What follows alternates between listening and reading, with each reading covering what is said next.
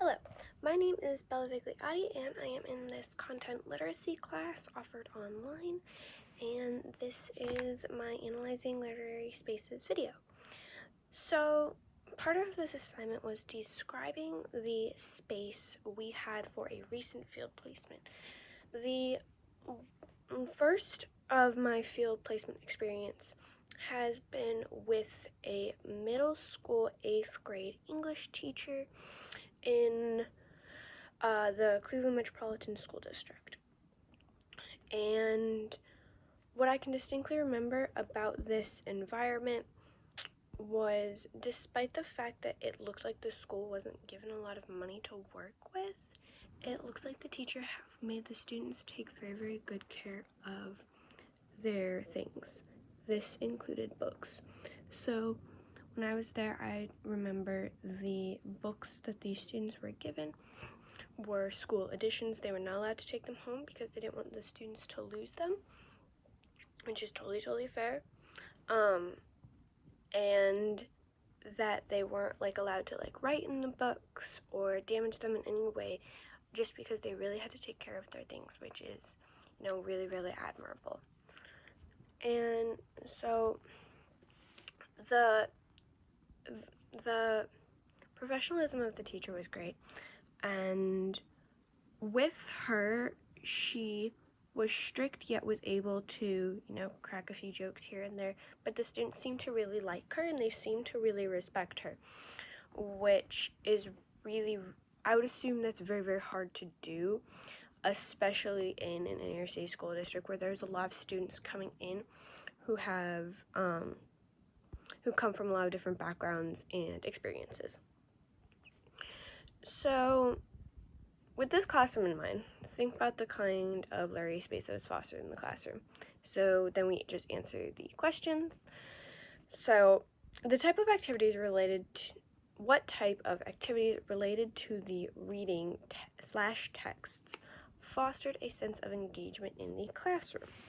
So I have all of my notes right here, and a lot of what the teacher did was popcorn reading. So at the time they were reading this book about World War I, and a lot of the times the teachers had content that connected to other classes. So in their history class they were learning about World War I, and then they went on to reading a book and analyzing it about World War I in their English class. And the teacher would just call on one of the students, they would read a paragraph, and then they'd pick another student to read. And I think it really kept students on their toes, that made them pay attention to what they were reading, because if it wasn't just that randomly picked, they probably would have zoned out. So I think that was very clever on her part. The next thing the teacher did was think, pair, share, which I thought was really, really clever. I personally am a really big fan of group work. When I have a job on campus which involves me working with English 101 students, and what I do a lot with those students is I do group work a lot.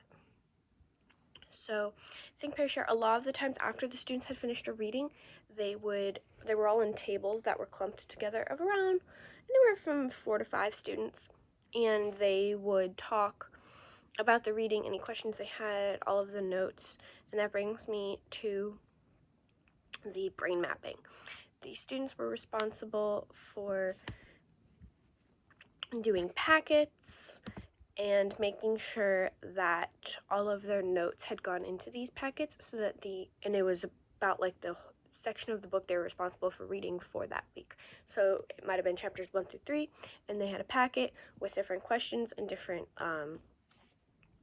ways in which there were diagrams for the students to put in the information and ask their questions, notes, vocabulary, all of that good stuff.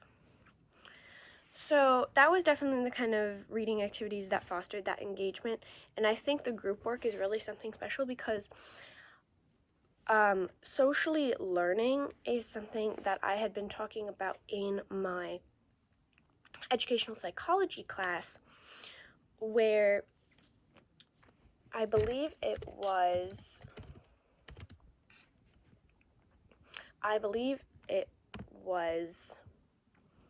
Vygotsky that focused on socially learning from the environment and from others, whether this be a teacher or a student who just knows a little more, or an older person. So that could have been the teacher, that could have been myself observing and interacting with the students, and myself interacting with the students, knowing that I am, in college, and then, students who are not smarter, but just know a little more, or have, maybe read a bit more of the book than they're supposed to, so they just know a little, or content along those areas, along those lines. So that was why I was a big fan of the group work. And the brain mapping, I do brain mapping with my students all the time. It seems to really help them plan out their essays, so I think really anyone of any age group can benefit from the brain mapping, and I thought it was very, very smart to implement this in an eighth grade classroom so that students know how to brain map when they get to college, because I'm doing this with my college-aged students. So the third question is, what kind of specific activities happen before, during, and after? So I'd probably say the warm-up for the students was, a warm-up activity was a question of the day / their grammar. So when the students came in, they had to grab their book off of the shelf, the book that they were reading, and they then sat down at their desk, opened up, they had a specific notebook for the class, which was also kept in the classroom, and then answered a question on the board. This ranged from a lot of stuff that was mostly about last night's reading, the previous day's reading, or last night's homework, because they were given homework in the class, or it was about vocabulary words. Now, one thing about this class was that it seemed that they struggled with vocabulary and word choice, a lot of grammar. So they would be asked a question about word of the day. What do you think this means? What context clues gave you the intuition that this word means what this means? And I think that was a great idea. I am a big fan of words, as an English major. I think it was a great way, especially because grammar is not my strongest skill. I was not taught it often in school. And so I think doing that every day, I think that would definitely help a student, because grammar is not the most fascinating thing, and there's a lot to cover. So just doing it a little bit every day, slowly, as the year goes on, I think that's a great way to make progress in a student's grammar learning, grammatical and word learning.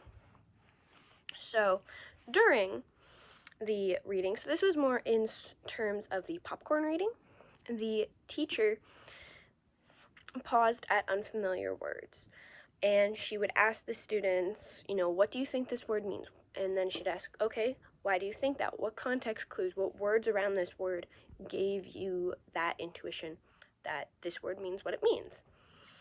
And if they didn't know, she would ask one of the table's group mates. So if one of the students didn't know, she'd be like, hey, can you help this one out?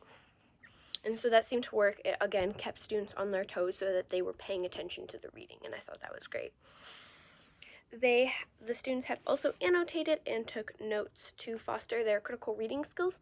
So once again, critical reading is something that I cover in my English 101 classes. A lot of students are confused about what it means to critically read and critically think. And what I say in terms of critically thinking is critical thinking is thinking for yourself without the influence of others. It is your interpretation of the text, why you think that is based off of the information in the text. And I think teaching critical reading, being able to pull out that information to therefore lead into critical thinking, is a great thing to do. It was really, really smart. And the students didn't seem to know that they were critically reading, but they definitely were. And the teacher had told me later, she's like, that's why I do this, because they wouldn't know, they would be very, very confused on how to pull text evidence, because when I was there, they were practicing essay writing for the first time. And that's a really, really big step, because I believe 7th to 8th grade is when you start writing your first essay, start writing your first paragraph. Yeah, and the students had took notes to foster critical reading skills as well. So they wrote them in their packet, they had used Post-it notes, and they did this with unfamiliar words, any questions they had. And after the specific activities after the reading, the students talked with the teacher. So they just had a class-wide discussion, and I personally love class discussions. First of all, I think it's a great way to gain a great rapport with the kids. And I also just think it makes the classroom feel like one big family, one big environment that is really like caring and uplifting. And a lot of the times teachers will say this is a safe space. And I think, a lot of teachers say that, and some students don't realize like this might be the first time that they're interacting with a space where they can speak freely without judgment. So after the students talked with the teacher, they gave her a summary of what happened. This is really big. I am doing summary with my English 101 students right now. And it's a really, really big skill for students in English classes to learn. A lot of the times, students want to include everything that happened, but there's no way to do that without, rewriting the whole book. So, that was critical. And they also asked any questions that they were confused about, and she asked questions along the way to check their understanding as well. So when she asked if the students had any questions, a lot of the time she would redirect the questions the students had to other students who may be able to answer it. Again, giving way to Vygotsky's learning theory that, you learn off of the environment and you learn socially. And one thing that I want to mention in terms of the textbook was the meaning of literacy online versus the in-person text, like reading online. So if you have like a book on a laptop versus you have a book on, a physical, this is a notebook, but, that goes from left to right. And the students all had Chromebooks, but they didn't use them for a lot. They used them for like research and context. So if the students didn't know something about World War I, the teacher would be like, why don't we reference this? Why don't we reference the internet? And just doing that just was teaching them a lot about what it means to research things, what it means to, look for context about something, which is great in a really hard piece of reading. And to these students, this reading was hard. It was about at a 9th grade level. It was a little harder than what they were used to, but I personally think that's great. I think it's important to challenge students in terms of reading, just because it'll get them used to higher text as they go on. And so because they were using in-person books, like they were using physical copies of the book, I think that that was just something that they were very familiar and used to. Whereas if they did it online, they'd probably end up doing the Spark Notes, or finding cheat sheets online. That's a really big part, and that's just academic dishonesty. And I understand using Spark Notes to help you understand a chapter. So what I do sometimes is I recently read Turn of the Screw in my research class, and I had a very hard time understanding what happened at the end of each chapter. I tried my best to summarize what happened in the chapter, and then I would go and I'd read a quick Spark Notes on the chapter, and I'd be like, okay, so I understood it. I just wanted to understand it more fully. There's a difference between that and straight up just, not reading the book. So I think if the students had access to a copy online with the internet at their disposal, I think it would have gone south. And I don't think it would have fostered literacy well. Although there is a lot to say about like reading a book on like a Kindle where you don't really have access to the internet, but that's just a conversation in and of itself that's separate. And so the fourth question was, describe the ways in which you believe students were positioned by teachers as readers. So critical reading was valued in the space when the teacher had the students take notes on the novel, as well as when she had them ask students if they could help another student. That was great. I think that's why she had them take out pens, pencils, in different ways to mark up their notes sheet, again, because they were not allowed to write in the book, just because they were school copies. And critical reading was introduced to the students outside of class by reading related texts at home. So again, the students were given homework, and a lot of the times what the students were given, or they were given articles. This they can mark up to their heart's content. This they were learning great annotation skills. I'm a big fan of annotation. I write in the books that I have all of the time. So then when you go back and you look, you can be like, oh my gosh, I had written, XYZ. Then when you read it again, you're like, I might have a different interpretation. So I think also being able to give a student a copy that they can annotate, that they can write on, I think that gives them a chance to read it and then be like then read it again later and oh my gosh, I think differently about this. Again, that's part of critical reading because you're basing the notes that were in that reading that you had written on the side, you're then bouncing off that into your own interpretation once again. So yeah, so all the students read. Whether they like to read, for a lot of the students didn't seem to enjoy reading for fun, but that's okay. I mean, a lot of students don't, but I think having them read something that was interesting helped a lot. I know in the before they had read this book, they read Hunger Games, and I know the students really, really liked that. And again, because Hunger Games is something that they can relate to, Katniss is, I want to say 13, 14. It's been a hot minute since I read that book. But, these students are, 13, anywhere from 12 to 14, I'd say. The youngest being 12, oldest being 14. Again, they're 8th graders. And so they could relate to that. And a lot of the times in that age range, when you are 13, 14, that relates to Piaget, which I do want to quickly bring up in my notes really quick. And that would be the stages of cognitive development. So the concrete operational stage is from 7 to 11, so roughly. And that is when students start to think logically. This is also the age range in which a lot of the times students can relate things to themselves. 8th graders love talking about themselves. I realized that when I did my observation. And also just having a younger brother who is in 8th grade now. He loves to tell me about his Legos and all of that. The students love telling me about, all their hobbies. So it is a great way to foster literacy by simply getting the students to talk about themselves and getting them to relate to a book. I think that's why middle-aged stories, popular ones that I can probably name right off the top of my head, Percy Jackson. Again, that's something that students can relate to, especially in an inner city school district where Percy comes from he comes from New York, a very busy city, similar to Cleveland. He lives on the outskirts, similar to these students.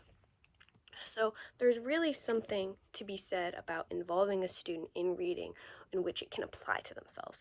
And I think that was great. So yeah, every student reads in that class. So, and then the question of why students read. So this is something that I go over with my English 101 class as well. So I go over PIE, which is persuasive, informative, and entertainment. So that is the 3 reasons why people read. And this was on a poster on the wall in the classroom, and the teachers cited back to it very often when lecturing the class, when talking to the class, when having a class discussion. So I thought that was great, and again, I do it with my students all the time. I would tell them, I was like, what kind... And persuasive can mean a few different things. Persuasive can a lot of the times be argument, and that is something that college writing really, really focuses on. These students were doing simply informative. Nonetheless, the reasons why, there are 3 simple reasons, and this was gone over a lot. So the characteristics of a good reader in this classroom was definitely one that asked questions. So a lot of the times in a classroom, I went to a public school, but I went to a public school in the suburbs of Mayfield. So a lot of the times if you asked a question, it could have gone one of 2 ways. I was considered a student that was very good at school when I was in high school. I try to maintain that while I'm in college as well. Regardless, as someone who had that experience in high school, it was okay for me to ask questions because that simply meant I was trying to further my learning. But if a student in a regular class, I noticed, so just I was in mostly honors classes, but I was in a regular math class. if a student in a regular math class asked a question, that usually meant they were not, they just couldn't, and it was very, very hard. It was just a very big stigmatism between the two, between honors and regular, and between asking a question at an honors level and asking a question at a regular level. And I think that's really interesting, but in this classroom, there wasn't that. Because there wasn't really honors and regular introduced, they were all on the same playing field, which was great. So if a student asked a question, it was simply because they were asking a question. There wasn't any stigmatism behind it, and that was what made a good reader. What made a good reader was asking questions about vocab or content. A lot of the times, all the students would be asking questions about vocab, asking what a word meant. And then content-wise, they wouldn't really understand the timeline of World War I itself. So, they would need help from either the internet, the teacher, their classmates, or, someone older, like an older student or just a student that knew more.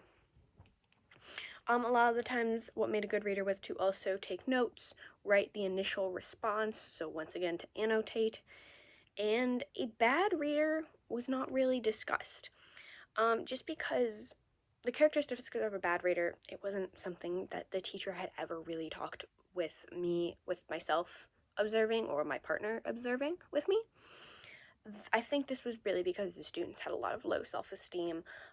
Again, a lot of the students come from really rough backgrounds, and we didn't really want to shatter their confidence at all, because it was taking a very long time for the students to get to a really good point where they felt really good about their academic achievements.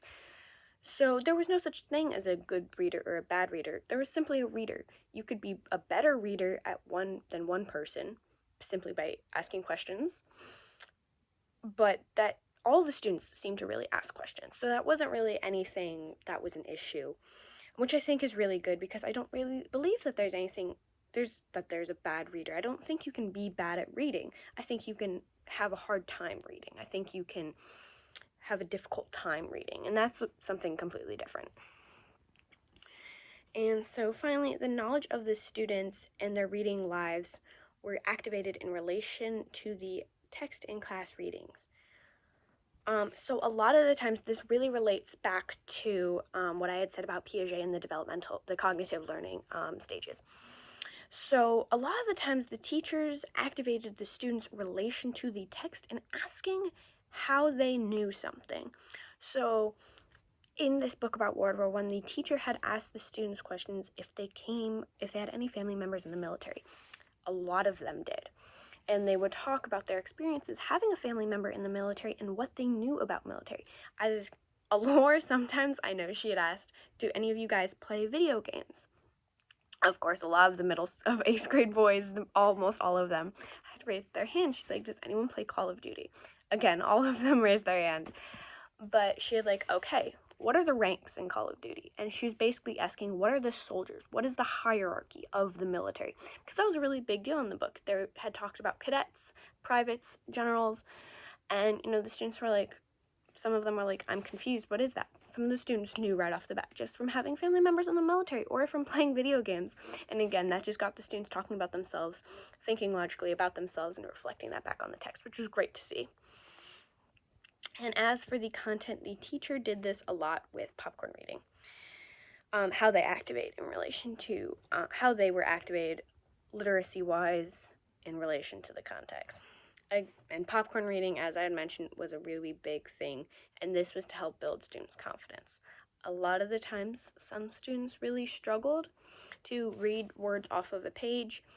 The teacher did mention that a lot of the students had a learning disability of some sort. She didn't specify how many, but she did say some of the class does have learning disabilities, which affects their ability to read. So simply a student being able to read a page off of a book was able to build their confidence in literacy and through content. So that was my experience in observing a classroom. I thought it was great. I still want to teach high school. I still want to teach 9 through 12. But I think teaching middle school, it's incredibly admirable, because middle schoolers, it's a really hard age to be at, but this experience just taught me a lot about, it kind of reminded me of like a different middle school experience. It was great to see. But yeah, there was a lot of stuff about literacy. Despite the fact that it was an English classroom, I think that can be said anywhere. All right, thank you so much. Have a great day.